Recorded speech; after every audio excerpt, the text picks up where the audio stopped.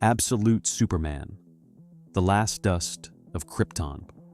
9 million light-years from Earth, beneath the cold glow of a red sun, the planet Krypton gleamed like a jewel of impossible symmetry, an empire of intellect and hierarchy. Its people wore their place in the world upon their chests, crests and sigils denoting the castes to which they belonged. The Science League sat atop that glittering pyramid, commanding the future. The Labor Guild toiled at its foundation, bearing the weight of every dream others dared to claim as progress. Among the laborers were Jor-El and Lara Lor-Van. They lived in the Redlands, Krypton's fertile hinterlands, where the wind smelled of metal and ozone. Both had once been prodigies. Both had been punished for it. Lara, for questioning the League's abandonment of the stars. Jor-El, for warning that the League's relentless hunger for advancement was tearing the planet apart. For their heresy, they were stripped of privilege and cast down among those who worked with their hands. The people of steel, the last true craftsmen of a dying world. At the mines, the air trembled.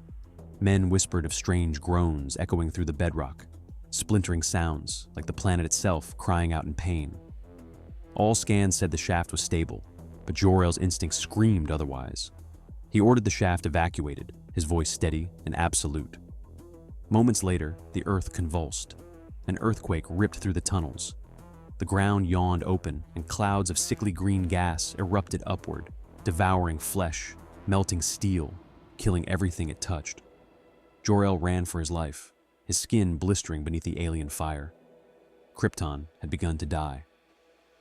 Years later, on Earth, the planet's ghosts found echoes of themselves in humanity's sins. A diamond mine under the iron thumb of Lazarus Corp dug deep into the scarred soil of some nameless nation. Migrant workers labored in suffocating dark. They had discovered asbestos 3 days prior and begged to halt the work, but Lazarus's private army, the Peacemakers, forced them on at gunpoint. The asbestos drifted upward, blanketing the shantytown where their families slept. Yet when they descended again, the asbestos was gone. The diamonds too had been dug, cleaned, processed, overnight. The tunnels were stripped bare. One miner whispered they should report it. Juan, the oldest among them, shook his head. Better to take the pay and live another day. When someone asked if the fabled Omega Men could be responsible, Juan's eyes darkened. Never speak of it. The night before, Juan had shared his meal with a stranger, a quiet man with eyes that reflected stars. I have seen the wonders of your world, the man had said, and places like this, where industries run on suffering. Which is the truth? When you have something worth fighting for, Juan had replied, that is the truth. The stranger's gaze had drifted toward the horizon. I have nothing, he murmured, and vanished into the darkness. Dawn came with violence. The Peacemakers found diamonds in the workers' hands and demanded answers. They beat Juan bloody, accusing him of theft, until a soldier reported one man missing from the morning roll. The absent miner was the stranger. Kal-El, the son of Jor-El and Lara Lor-Van, had walked among men for years, traveling from mine to mine, factory to factory, standing beside the forgotten. In the night, he had cleared the mine of asbestos and unearthed the diamonds, intending to leave at first light.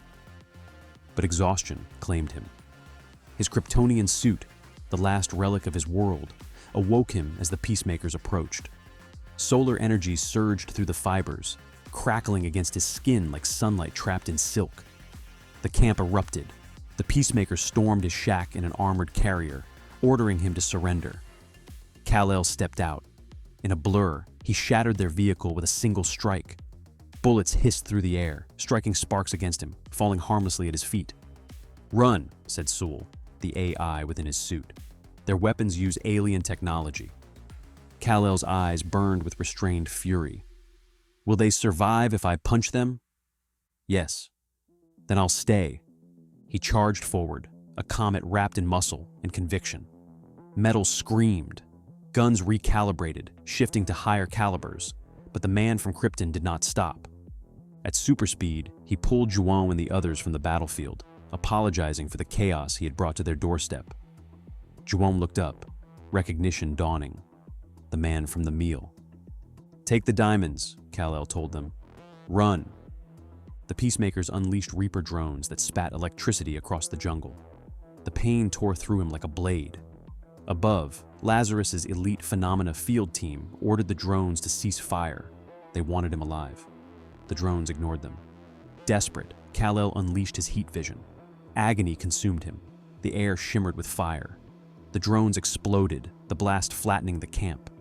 When it was done, Sul's voice trembled through the static. Run! He wanted to. But as the miners fled into the jungle and Phenomena's tanks rolled in, something hissed behind him. Cold metal clamped around his wrist. A woman's voice whispered in his ear. Move, and I'll fry you. Agent Lane, Lazarus's hunter.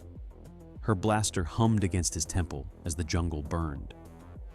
In Nevada, in the heart of Lazarus headquarters, a scientist watched it all unfold from a wall of screens. Bottled cities lined his lab like trophies of forgotten civilizations.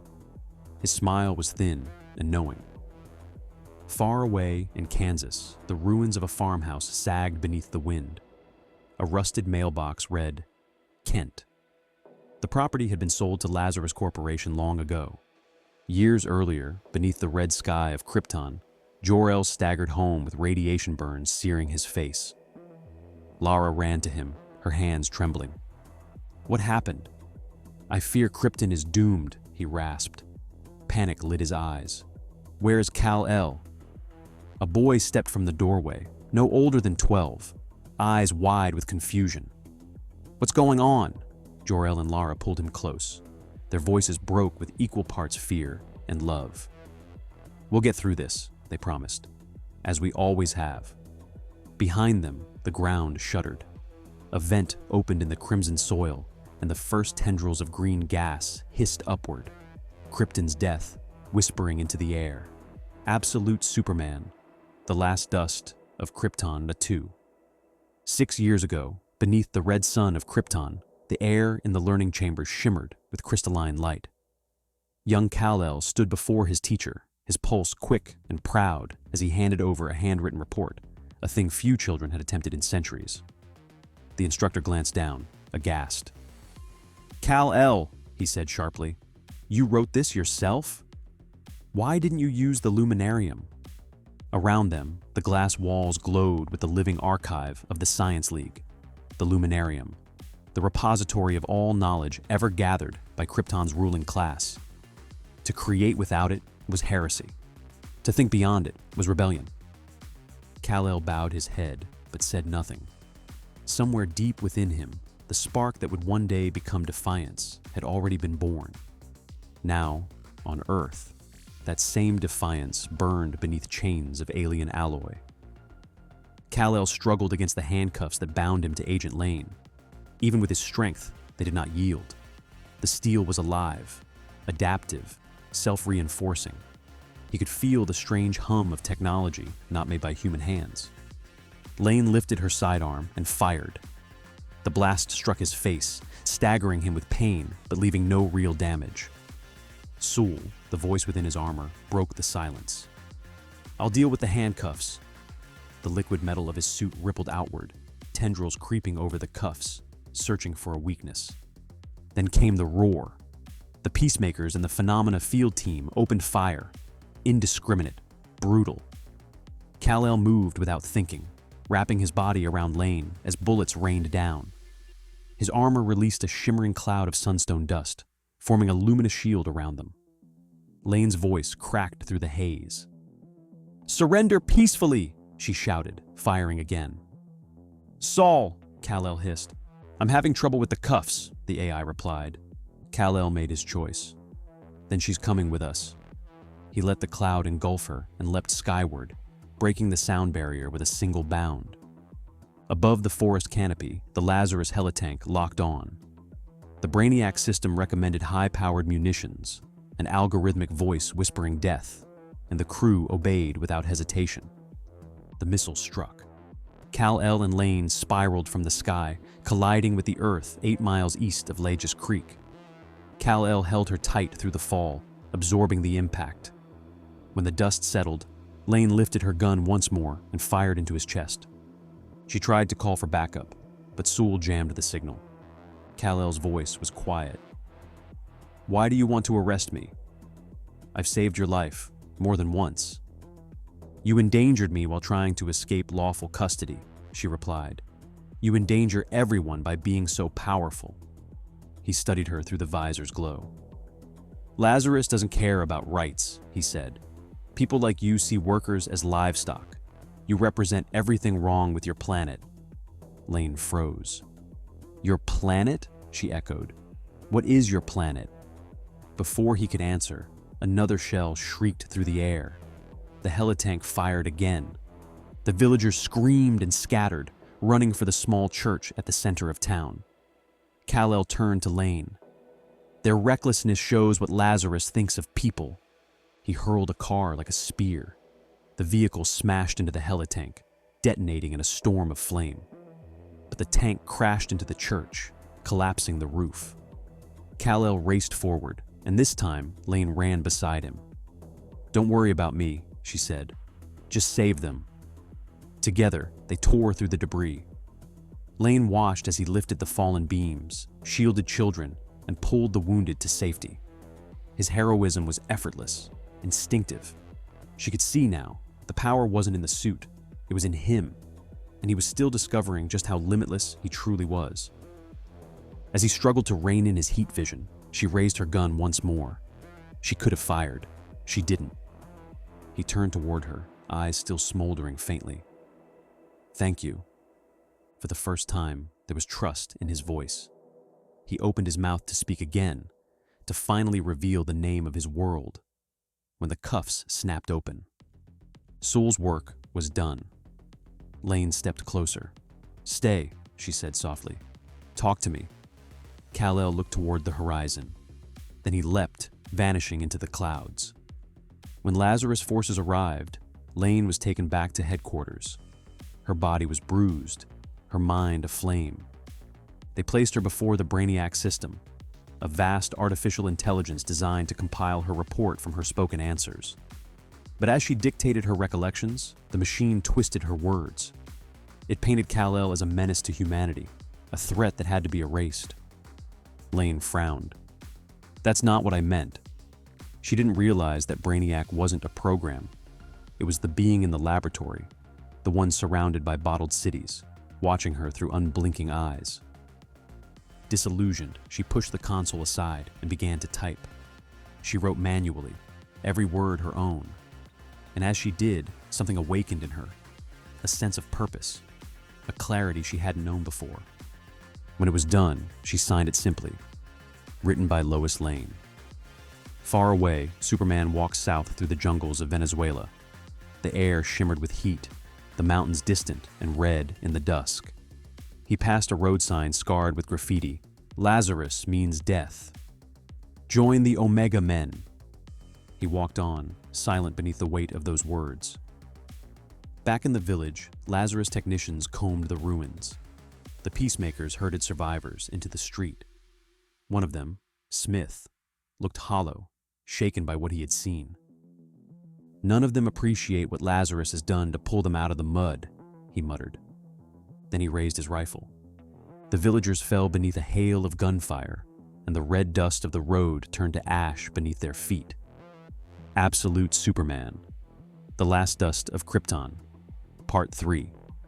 6 years ago, under the waning crimson light of Krypton's sun, the El family made their way into the Rao Mountains. The slopes glimmered faintly in the dying daylight, streaked with the blue veins of ancient minerals. Lara carried the supplies. Jor-El, the analytical equipment he could never leave behind. Their son Kal walked between them, barefoot, scuffing the red dust, feeling the pulse of the planet beneath his feet. That night, they sat by a fire that burned low and steady in the thin air. Jor-El cleared his throat, his voice carrying the weight of something rehearsed. Your teacher contacted us, he began, about your assignments. He says you've been writing your reports yourself instead of using the luminarium. You're breaking with 3,000 years of Kryptonian tradition. Kal looked up at him, the flames flickering in his eyes. Writing my own words makes me happy, he said, quietly. The luminariums feel lifeless. Jor-El exchanged a look with Lara. Then, to Kal's surprise, she smiled. Keep doing it, she told him, even if it hurts your grades, even if it gets you in trouble. Jor-El nodded. We trust you to find your own path. Follow your passions. Kal smiled faintly. Whatever I end up doing with my life, it'll always lead me back to the Redlands. To our life here. Jor-El turned away, the words striking something deep within him. He rose without a word and disappeared into the shadowed caverns, collecting rock samples with trembling hands. Later that night, Kal woke to the sound of muffled sobs echoing from his parents' tent. He did not move, he simply listened. Days passed. Back home, Kal noticed his mother, always working in her garage, sparks lighting her face as she bent over some hidden project. His father returned each evening, carrying blocks of glowing sunstone, stacking them in silence. The house was filled with the hum of secrets. One night, Kal crept downstairs. Through the half-open door, he heard their voices. My proof is irrefutable, Jor-El said. I need to present it to the clerics soon. They'll ignore you, Lara replied. Or worse, condemn you as a heretic. When they do, I want you to stop trying to reason with people who don't believe we even have a right to speak about the fate of this world. Outside, Crypto barked, a frantic broken sound. Kal slipped out and froze. All across the field, the animals lay dead and half decayed, a faint green vapor seeping from their mouths and eyes.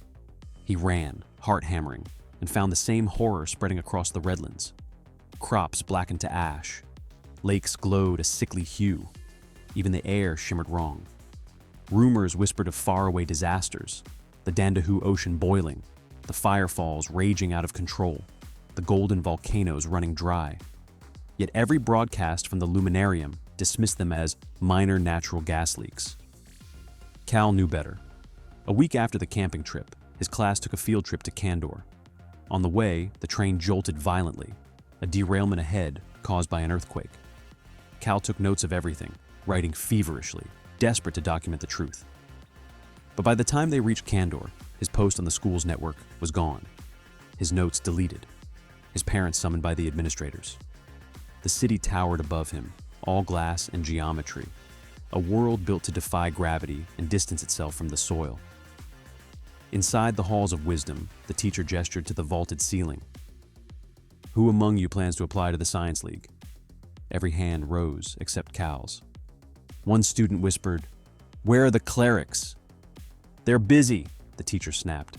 Don't ask questions. As the group moved on, Kal lingered at a window. The city glittered beneath him, cold and perfect. Why, he wondered silently, would anyone want to live so far from the ground? Then he heard his father's voice, urgent, angry.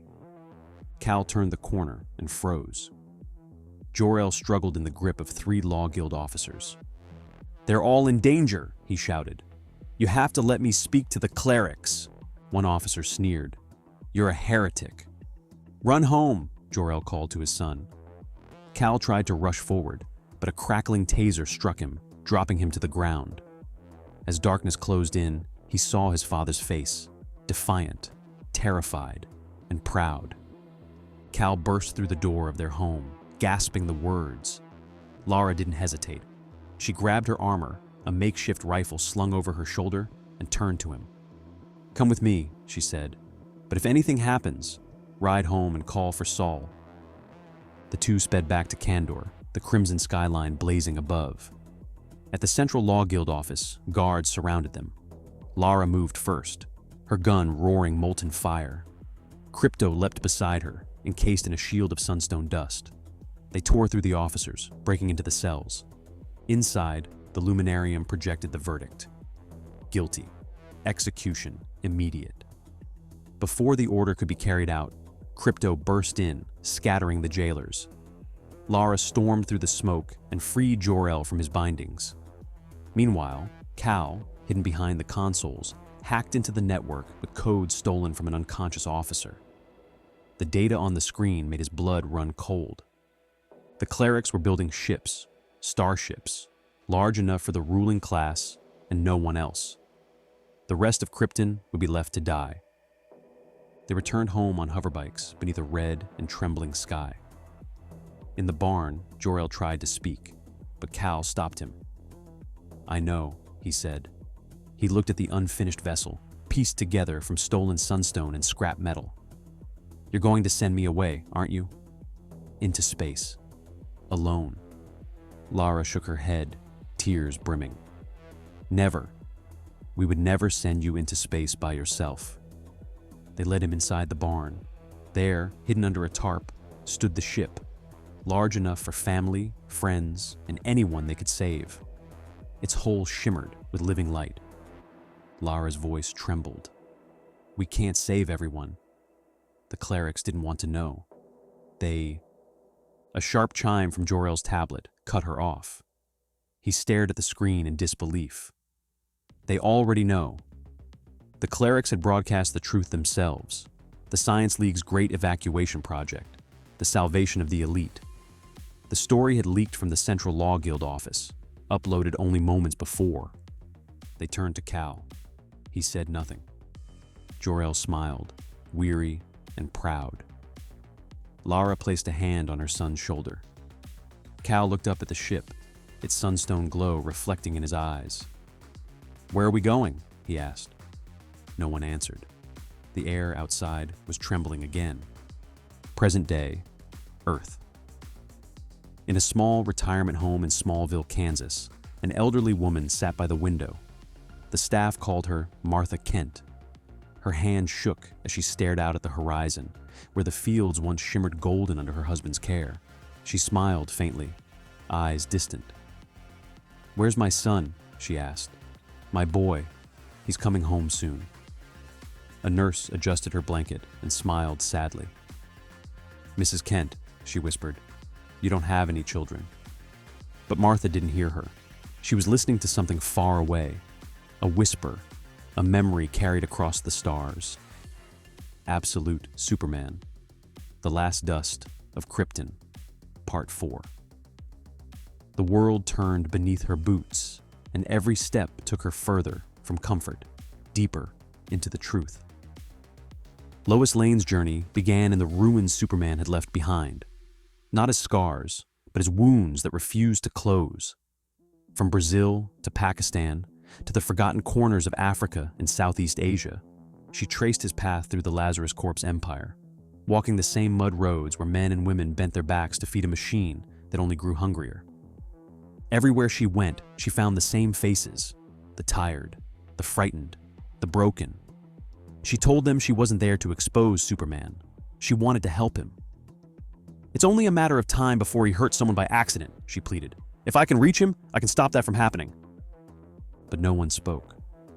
Even when she turned on the peacemakers, the armed guards who kept the laborers in line, and beat them down in front of the workers, it earned her no trust.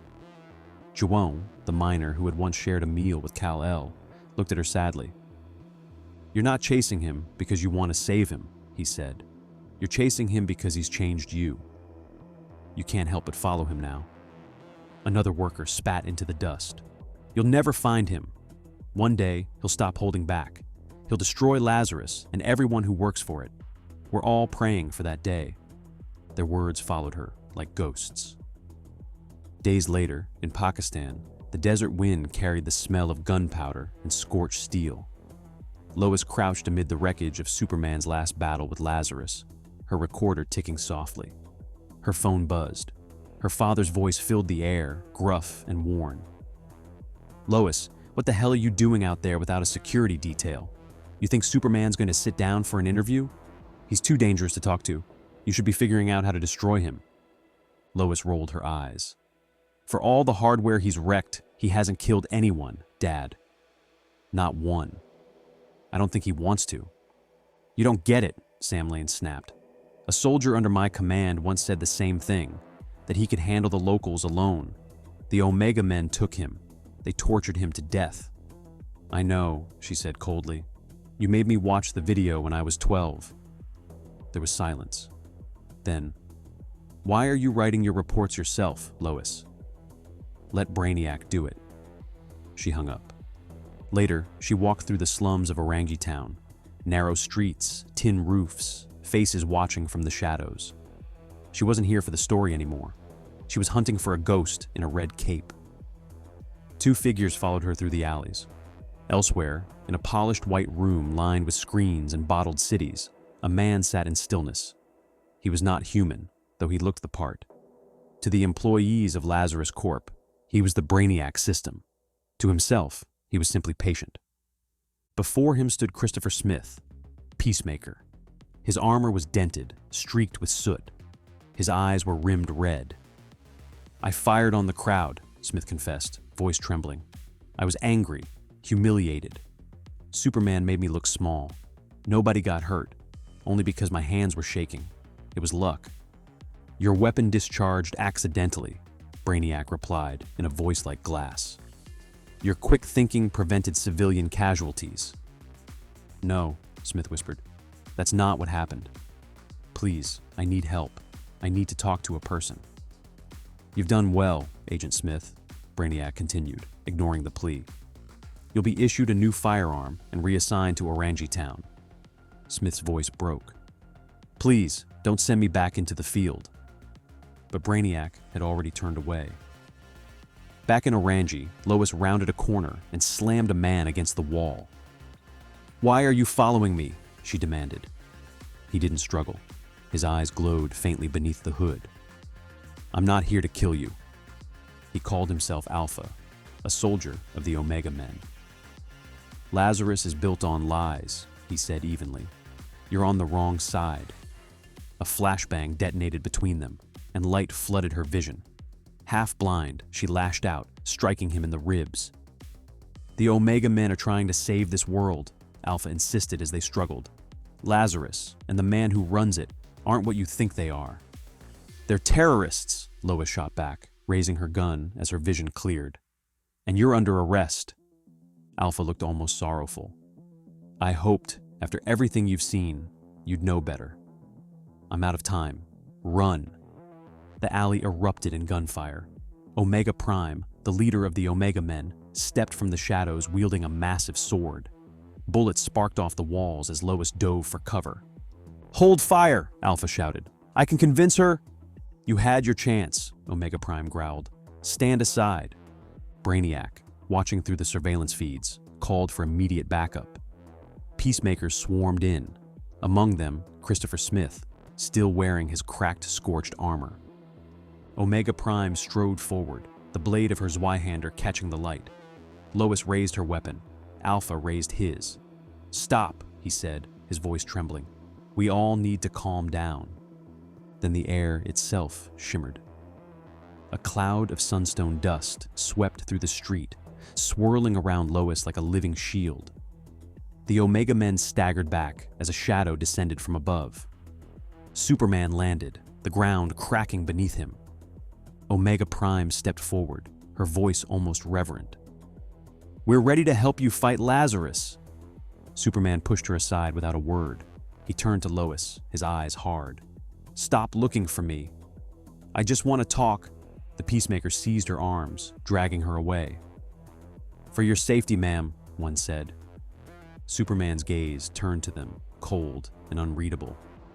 Christopher Smith shouted over the din, his voice cracking. "Remember me, pal." Superman didn't hesitate. "No."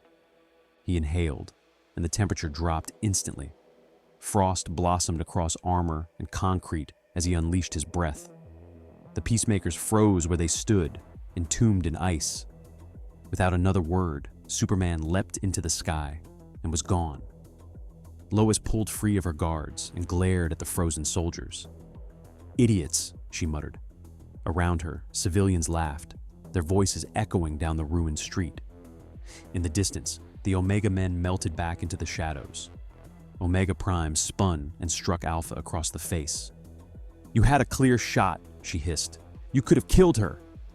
Alpha, Jimmy Olsen, rubbed his jaw, half listening. His phone screen glowed in the dark, filled with photos of Superman in mid-flight. "Lois has a good heart," he murmured. "She can be convinced. She's not like the others." Back in Orangi, Christopher Smith awoke screaming. His body shook violently, his breath ragged. Two Peacemakers pinned him down, handcuffing his wrists. "What happened?" he gasped. They gestured to the street, to the bodies. A pile of corpses lay in the dirt. "You happened," one said. Smith stared in horror as the realization spread through him like poison. Above, the distant hum of Lazarus drones circled the night sky, searching for something already broken beyond repair. Absolute Superman. The Last Dust of Krypton, Part 5. 6 years ago, beneath a crimson sky that trembled like a dying heartbeat, Krypton tore itself apart. The elves fled through the chaos, the air alive with the roar of collapsing towers and the scream of engines. Law Guild shock troopers had been dispatched to erase them, to silence their heresy before it could take root. But Jor-El and Lara moved like lightning through the storm, cutting a path through the soldiers that barred their way. Armor cracked beneath the weight of desperation. The ground itself split with each tremor. Above, the heavens blazed with fissures of green fire. By the time they reached the upper slopes of the Rao Mountains, the horizon was fractured into shards of flame and stone. Their ship, Lara's masterpiece, their last defiance, waited in the clearing, its hull shimmering with molten sunstone veins. Around it stood their friends and neighbors, the last survivors of the Redlands. "We can't save everyone," Lara whispered, voice shaking as she stared at the terrified faces before her. "There's no more room. If I add even one more passenger, the ship won't hold." Jor-El's hand found hers, but neither of them could speak. Kal-El stood at the edge of the cliff, watching the world below convulse and break. The crust split like glass, the oceans boiling away into vapor. His fists clenched. "We'll make the next world better," he vowed silently, "no matter what it takes." In the present, the vow echoed across light years. Superman crashed down upon the Peacemaker outpost in Pakistan like a storm given flesh. The desert erupted beneath him, armored walls buckling and splintering under his fury. He moved through the defenses like they were paper, the ground quaking with every strike. Inside, the air was thick with fear and gun smoke. He found empty cells, overturned tables, and blood on the floor, but not Smith. "Soul," he growled. "Find him." "I'm trying," the AI replied, its voice flickering with interference.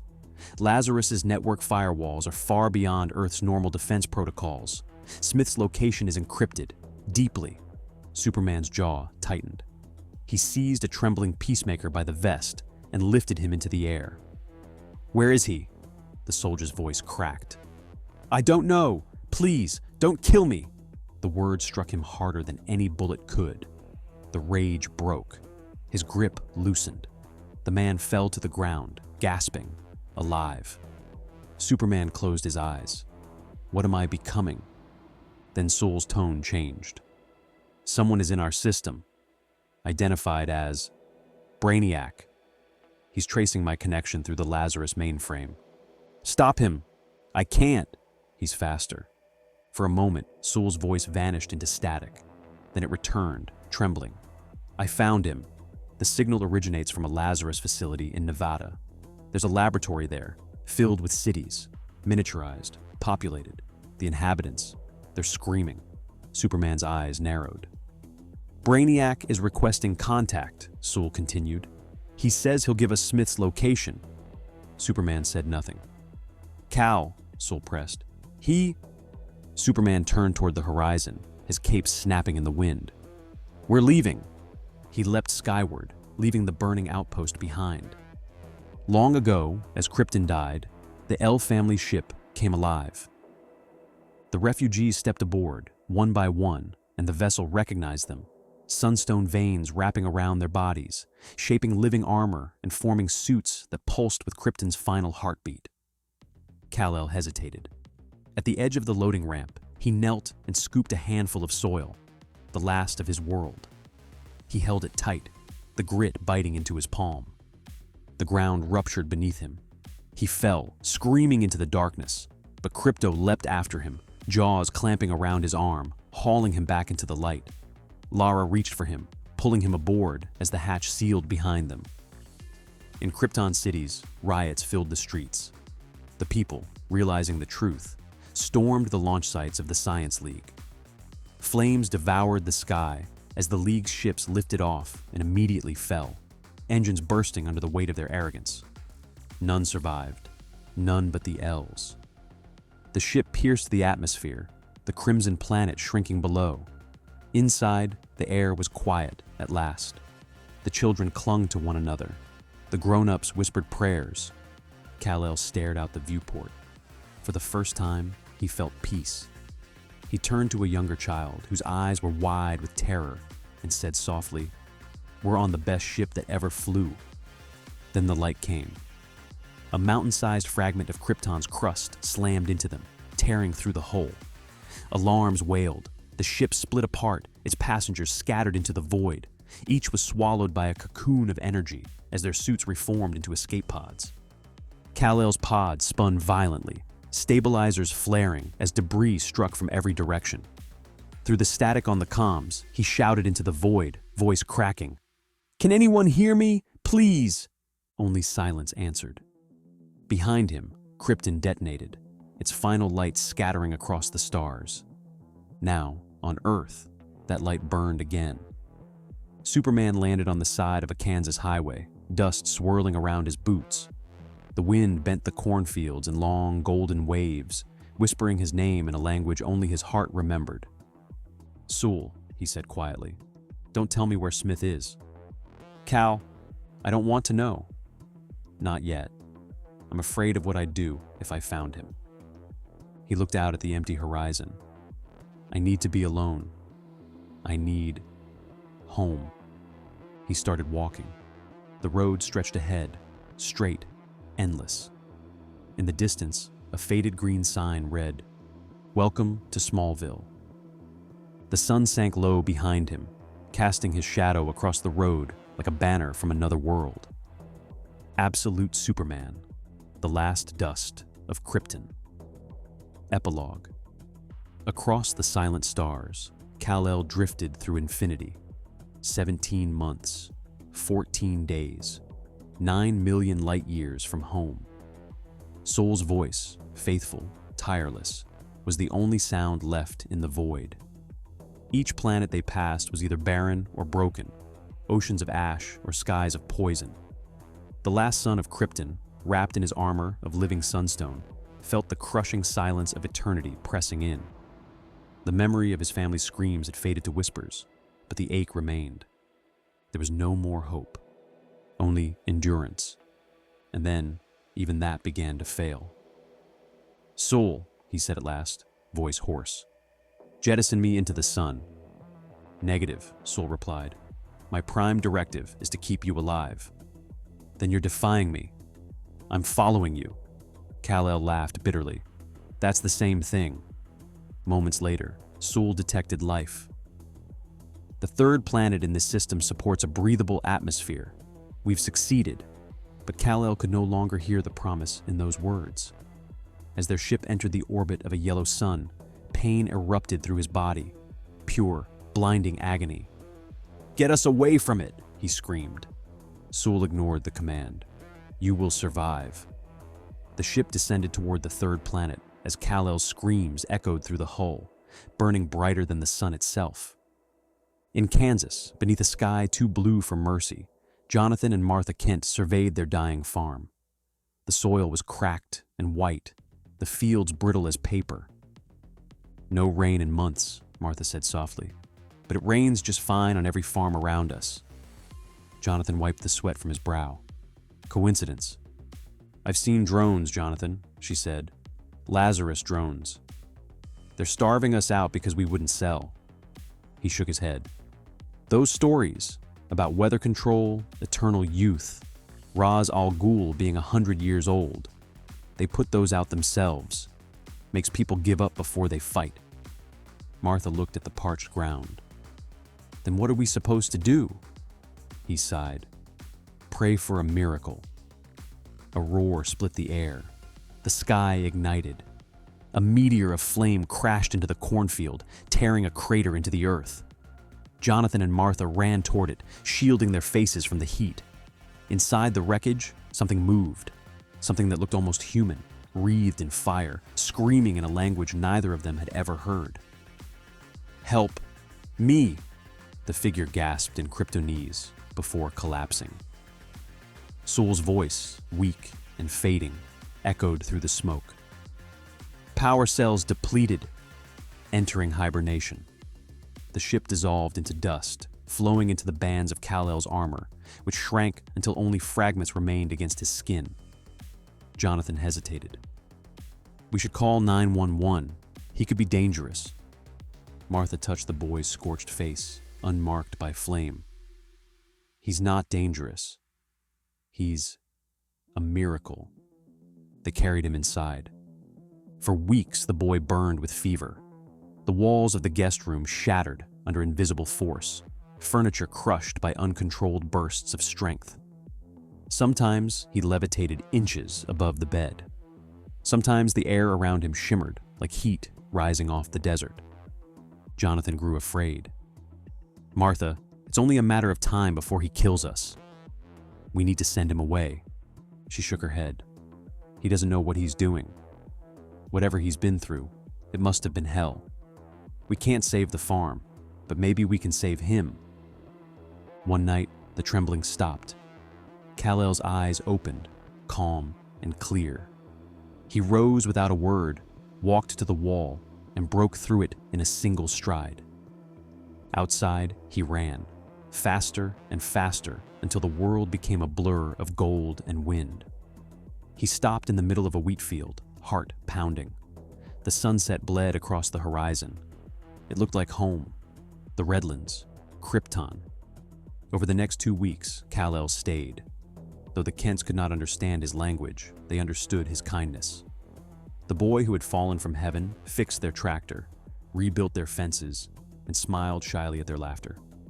He became their son, and they became his home. Jonathan told him, "You saved her life, you know. Gave her something to live for." Later, Martha whispered to him, "You saved him, too." One morning, as Kal-El worked in the barn, Sul's voice returned, faint but steady. "Kal, my systems are restored. I believe the yellow sun may supercharge your cells in ways we do not yet understand." Kal-El smirked. "You don't say." The armor reformed around his body, sleek and familiar. "Let's learn the local tongue," he told Sul. "Done." He stepped outside, sunlight glinting off his shoulders. "Jonathan, Martha," he said, his voice newly human. "My name is Kal." They stared, astonished, and then smiled. Above them, Sul detected movement. "Kal, Lazarus surveillance drones detected overhead." A beam of light burst from his armor. The drones died in the sky. Rain began to fall. For 3 days, it rained. The Kents laughed in the fields, and for the first time since Krypton, Kal-El laughed too. But peace, on any world, is short-lived. A stranger driving by caught sight of the boy, barefoot, radiant, unearthly, and made a call. The next morning, the horizon shimmered with armored transports, peacemakers. The Kents rushed outside as soldiers surrounded the farmhouse. Kal-El stepped forward, unarmed. "I don't understand." "Why are you attacking me?" "On your knees!" they shouted. He tried to explain, about Krypton, about the journey, about hope, but they didn't listen. The Kents screamed for him to run. He hesitated just long enough to see the terror in Martha's eyes. Then he flew. The sky cracked open as he rose, tears streaming down his face for the 2 worlds he could not save. Present day, in Smallville senior living, the air smelled faintly of rain. Lois Lane sat across from an elderly woman in a faded cardigan. "Martha Kent?" she asked gently. "I'd like to talk to you about your son." Across the galaxy, in the Nevada desert, Brainiac watched through a dozen screens, the glow of bottled cities flickering in his glassy eyes. "She's persistent," he told his master. "All the pieces are in place." From the shadows of the Lazarus pit, a voice replied, "Then the time has come." Ra's al Ghul emerged from the green mist, water dripping from his skin, eyes burning like coals. "When Superman kneels before me," he said, "the world will be saved."